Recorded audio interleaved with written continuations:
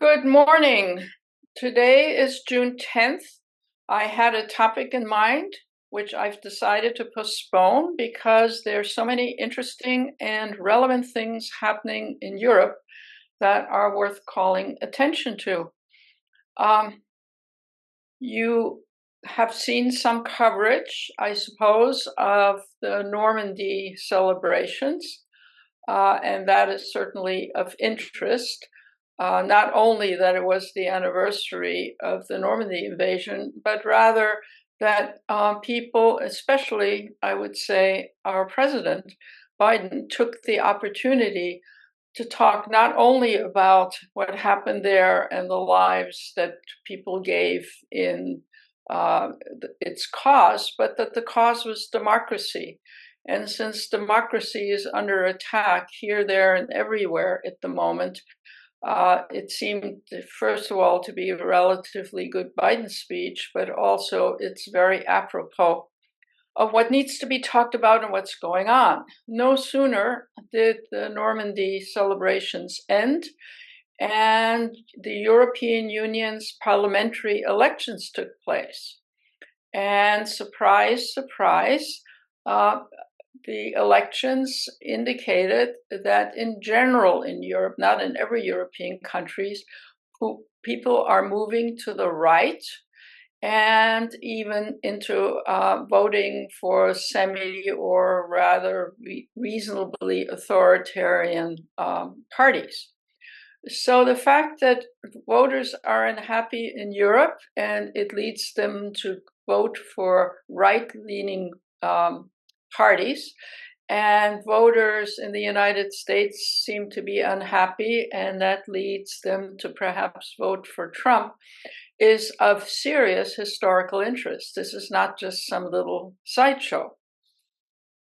Now, what's happened in Europe has had immediate and interesting impact. So let me go backwards to say that at the end of the day, the parliamentary elections, which take place every 5 years in Europe, indicated a generally drift to the right, but generally speaking, the center right has held, and the extreme right is not in the majority. But if you look at a graph, maybe in the newspapers, you will see that from center right to right has become rather prominent. On the other side of things, not only have liberals and left-leaning parties reduced their popularity, but even more surprisingly, that Green parties, which 5 years ago were very much centerpiece, people were interested in the Green Party, and often both in national and international, for example, parliamentary votes voted for them. The Green Party has shrunk in popularity, and I want to address that as well. Now, the European Union, as you probably know, is made of the sort of three parts. One is the parliament, and it's just had votes. The other is the European Council. And the third is the administrative arm of the EU. Now, people vote in their countries only for the parliament. The council is made up of the heads of state of the 27 members of the European Union, and the European Commission, the administrative union, are administrators, and the head, who is for the last 5 years been Ursula von der Leyen, is an appointed office. And not only is the council headed by the heads of state, but the commission head is also appointed by the heads of state of European countries. So the only body that's elected by popular vote is the European Parliament. Now, does any of this matter to anybody? Well, it matters in the long term in terms of how we can read the tea leaves of the political disposition in Europe, but it also mattered more immediately in the case that a rather cataclysmic event followed immediately after the votes became known, namely in France. France, a major actor not only in Europe and the European Union, but in world affairs, because the party that received the most votes was not Macron, Prime Minister's party, but rather the radical right party in France, Marie Le Pen. Marie Le Pen has been steadily climbing in popularity. People have gotten sick and tired of mainstream parties and are looking for some kind of radical alternative. And because she got the majority of the votes, the President Macron has decided to call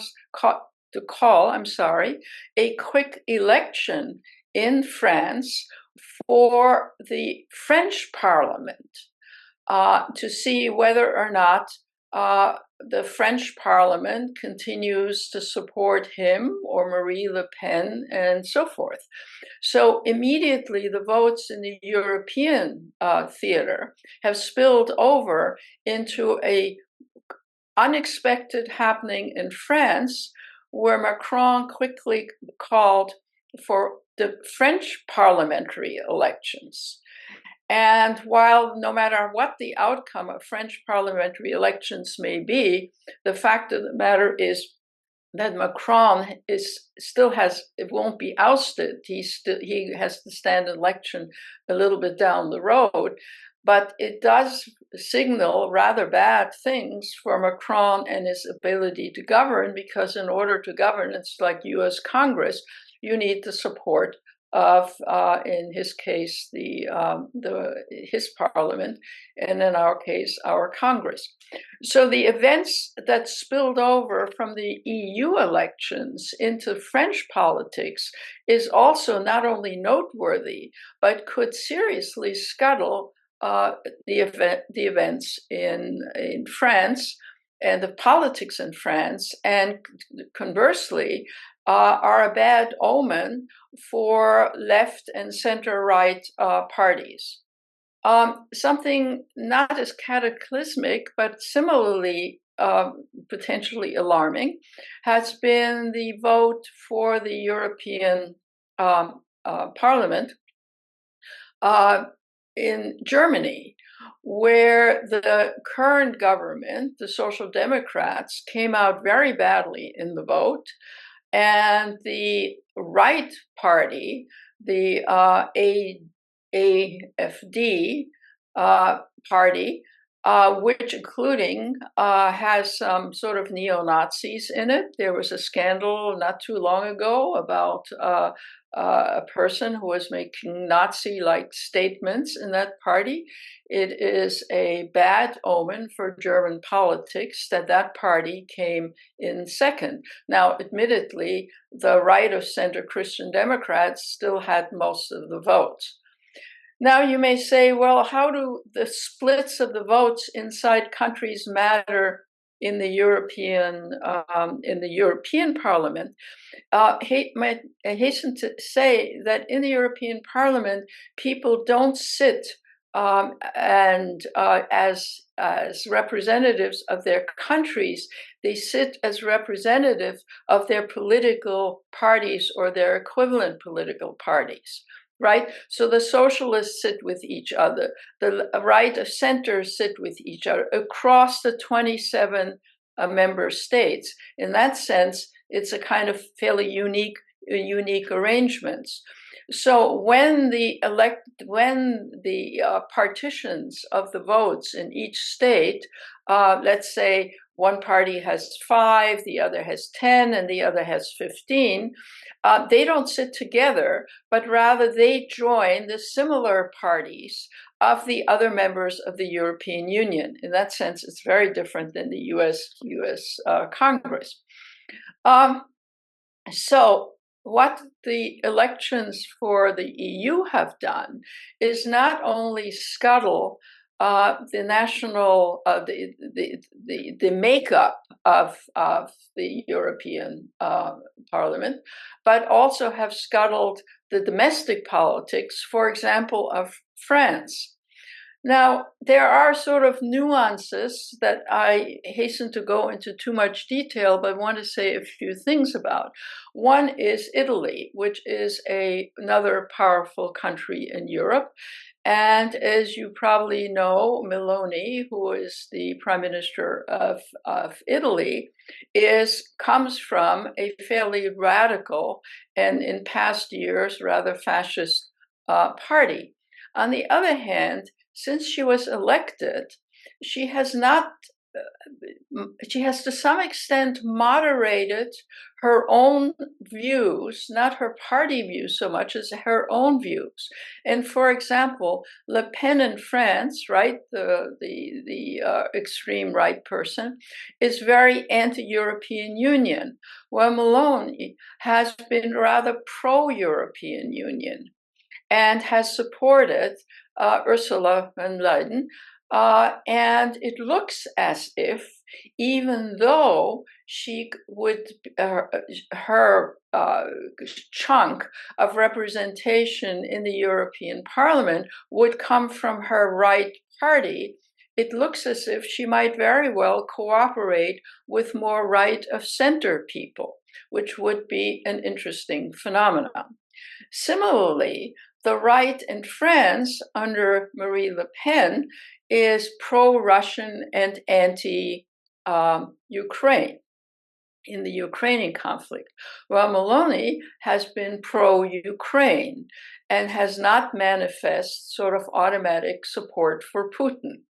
So even on the right, or the extreme right, there is the more extreme version on the French side and the more pragmatic version under Meloni on the Italian side, which is relevant for the future dispositions of policies of the EU, especially if she, A, supports the 5-year re-election of Ursula von der Leyen, who is up for being re-elected. Who would she be re-elected by? She would be re-elected by the member countries, right? And not by the parliament. If she votes for her and cooperates for her, it moves the head of the European Commission, who is right of center, perhaps slightly more to the right, but it also means that Italy will have more influence in the European Union and major appointments within the Commission and so forth.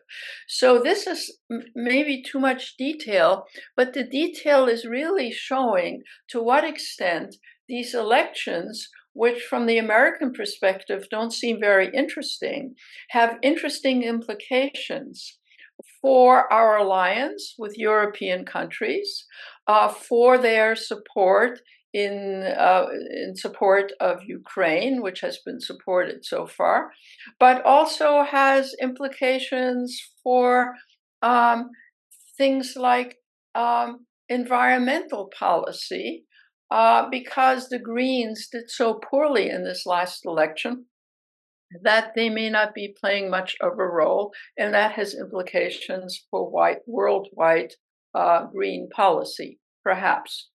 Let me take the green chunk for a minute. Is it the case that Germans and French and Italians and all the rest have less interest in climate change because the Green Party has done so poorly in these elections? One interpretation could be that that's the case. A more nuanced interpretation, I think, is that when the Green parties were at their height, they were arguing for things which were distinctively pro-climate. It's now the case that mainstream parties have essentially adopted their climate agendas. and so that they have less of a calling. I think that's a slightly more nuanced interpretation of what is going on. It's not really the case that the Germans and the Scandinavians and everybody else is less interested in climate change, but rather that climate change has become mainstreamed, and trying to, do climate-friendly national policies has become more mainstreamed, and therefore they have lost, as I said, their calling to some extent. Now, why does any of this? Well, let me add one more comment on various countries. The Scandinavians, on the whole, have continued. I don't want to detail every one of them. Have, on the whole, continued to be somewhat left of center in how they voted in the European elections.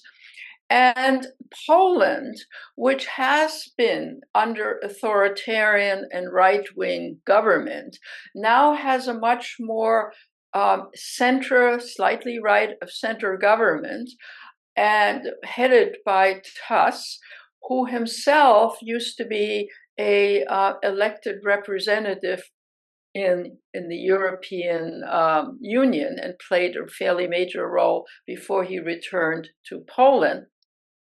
And Poland in general, having rejected the more extreme and more authoritarian right for a more right of center of right, I'm losing it here, has become less authoritarian. And Poland is a major country, and under the circumstances and under Tusk, Poland is trying to play a more major role in Europe in general, in the European Union in specific.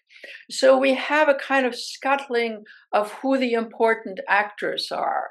It used to be, essentially England, which is no longer a United Kingdom, which is no longer part of the European Union, France, Germany, the major countries.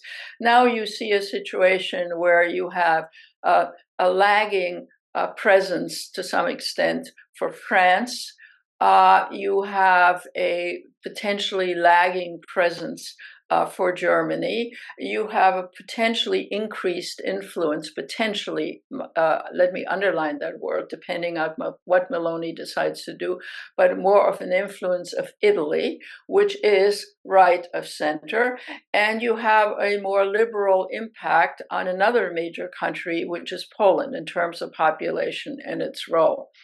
So Europe has, in the last week, become quite interesting, quite problematic, and one might say quite, on the one hand, of interesting from an American perspective, but also scary from an American perspective.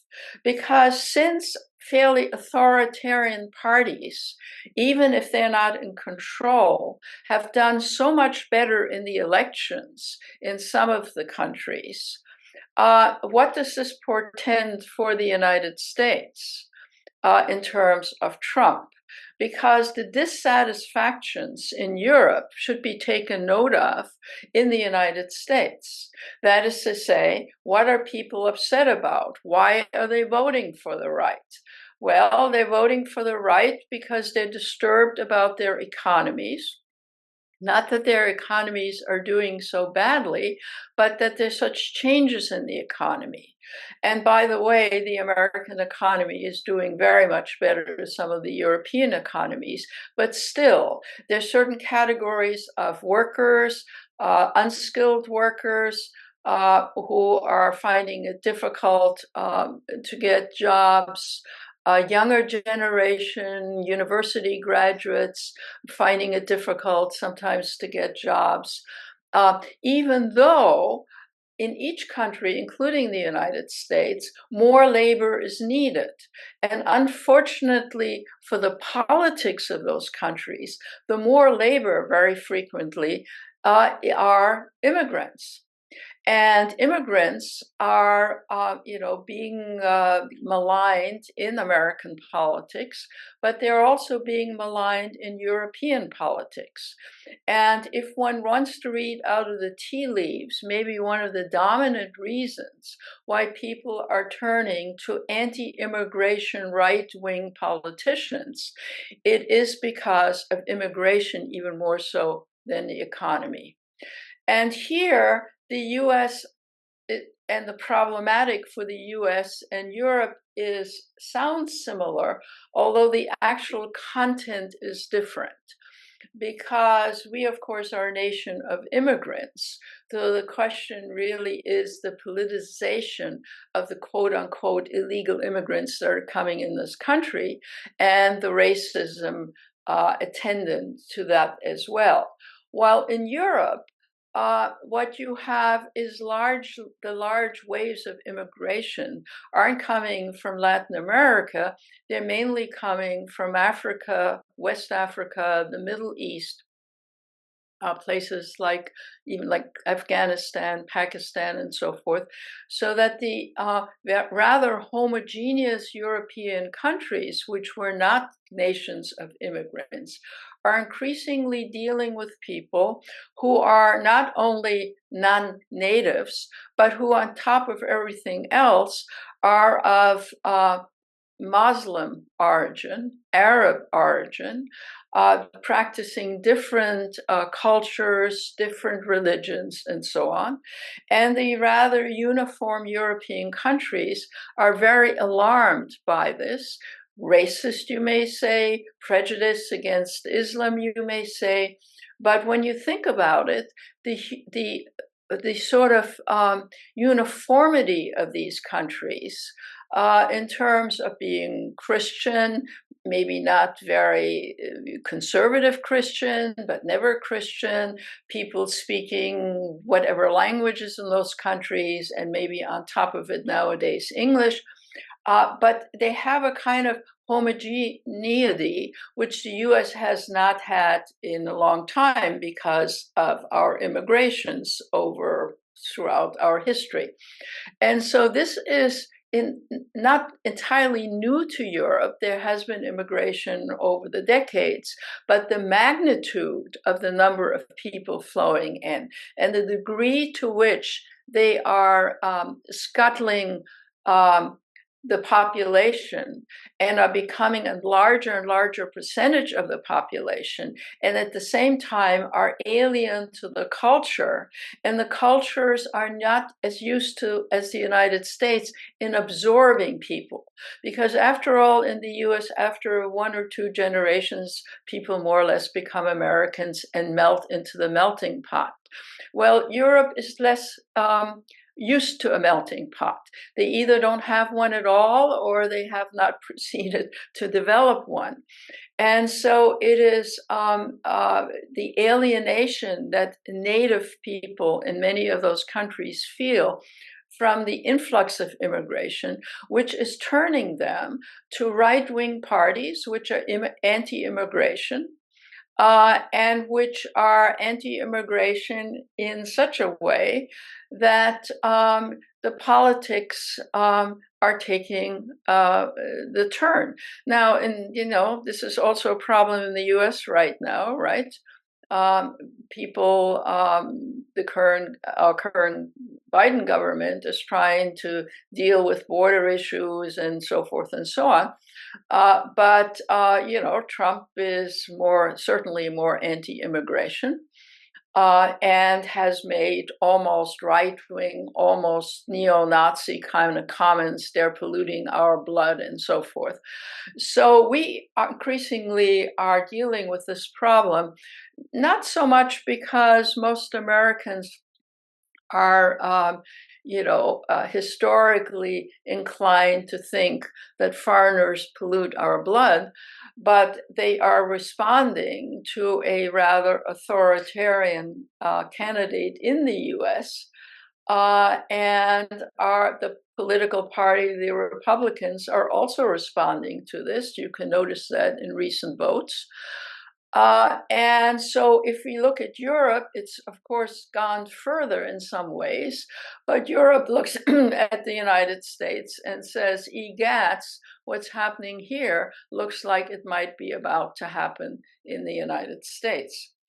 So the European the European EU elections have invoked deep concern in Europe amongst people, let's say from center to right of center, have already generated political flux, for example, in France, where the outcome is not as yet clear, are sending scary messages in Germany, where the party that the Social Democrats, who are the governing party right now, got the narrowest sliver of votes for the EU. And so you have a weakened European leader. You have a Macron who's thrown up and challenged his population. And if the population votes heavily not for his party, it might mean that he is seriously undermined, even though he has some time to go, and weakens him, and he will not be able to get legislation through his parliament, where his party would then be a minority party. You already have a rather right-wing administration, although somewhat pragmatic, in Italy. You have the authoritarian right-wing government of Hungary, Orban. You have the recent right-wing turn in Slovakia. And it's not looking good for center to left democracy. And the reason it's not looking good is because the population of European countries feels unnerved, feels alienated, has difficulty dealing with contemporary problems of population changes in their own countries, of economic changes, of their role in the world, is looking at the US, which is not giving leadership for democracy at the moment, or looks like whatever it is saying rhetorically, as in Biden's speech at Normandy, may very well vanish if Trump becomes elected. So while on the one hand, we can lean back and say, gee whiz, we have our own problems, the problems that Europe is confronting right now, and that the elections have thrown up into the public realm, ought to give us pause, should have us pay very close attention, and have us, if anything, pay more attention to what's also happening in the United States. What is very sad to me, maybe not to everybody, is how little attention what happens in the rest of the world gets, except for a small blip. So, for example, the first day after the European election, it made front page in our newspapers. This morning, Monday morning, I noticed in the New York Times that there was already no front page discussion of Europe at all. In fact, what got space on the front page were the travails of Biden's son and his gun situation, which is hardly going to change the world or the world we live in one way or the other. And so American attention very quickly goes away from both our problems as well that are, serious in nature, climate, what the next administration is going to be, the dysfunction of Congress and so forth. We pay modest attention to that, but we pay even less attention except for, small blips when something happens to what is going on in the world. Yes, Modi's election and so forth has captured attention, but for how many days? And of course, what we always talk about is that our closest allies are in Europe, and that Europe matters more to us than the rest of the world. One can argue that particular proposition. But if that is the case, then what has been going on in Europe during these EU elections, who will head the council and the commission, how they will vote, who Meloni is going to ally herself with. Is it the extreme right of her party, or is it more right of center? How the election that Macron has called comes out, and so forth. So they're hot button issues, and I hope I at least have whetted your appetite to follow this more closely, because in the long term, even in the middle term, this not only matters to us, what's going on in Europe, but it might be a portent of what might happen in this country. Thank you very much, and see you in 2 weeks.